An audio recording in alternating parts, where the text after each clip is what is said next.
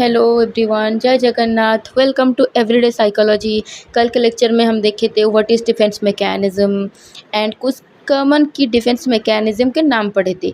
आज हम देखेंगे डिनायल एंड रिप्रेशन को। ओके, जब बात आती है डिनायल की, उसमें एक की वर्ड है जिसको याद रखना है, रिफ्यूज़ल, यानी कि एक्सेप्ट ना करना। ओके, रिफ्यूज़ करना, refusal to accept the reality, refusal to recognise और एक्नॉलेज और थ्रेटनिंग सिचुएशन, रियलिटी, ट्रूथ, सबको रिफ्यूज़ करना, एक्सेप्ट ही ना करना।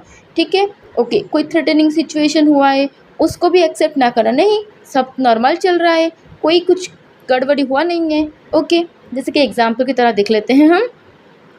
Ramesh refuse to acknowledge that he failed in the exam.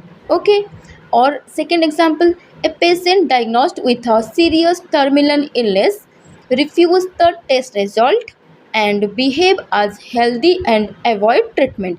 पहला केस में क्या हो रहा है ना, रमेश जो कि रिफ्यूज़ कर दे रहा है कि एग्ज़ाम में फ़ेल हुआ ही नहीं है, वो मैं कभी फ़ेल हुआ नहीं था, कभी फ़ेल नहीं हो सकता, मैं फ़ेल हुआ ही नहीं। ओके, सेकेंड केस में क्या होता है, एक पेशेंट है जो कि सीरियस इलनेस के साथ उसको डायग्नोस्ड हुए हैं, लेकिन टेस्ट रिजल्ट को ही डिनाई कर दे रहे हैं। ओके, डिनाई करके बोल रहे हैं कि नहीं मैं तो हेल्दी हूँ और मेरे को कोई ट्रीटमेंट की ज़रूरत ही नहीं है, मैं पूरा हेल्दी हूँ। ओके, लेट्स देखते हैं अभी डिप्रेशन। रिप्रेशन का कीवर्ड ये याद रखना है, पुशिंग, पुशिंग थ्रेटनिंग और कन्फ्लिक्टिंग इवेंट्स और situation out of conscious memory, conscious awareness से हमारा उसको बाहर फेंक देना।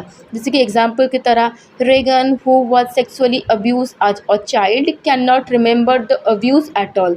अ woman who experience intense pain during child birth might repress the memory allowing her to have more children। Okay, Regan जो कि सेक्सुअली अब्यूज्ड हुआ था चाइल्ड के टाइम पे, तो वो अब्यूज़र का नाम ही नहीं याद कर पा रहे।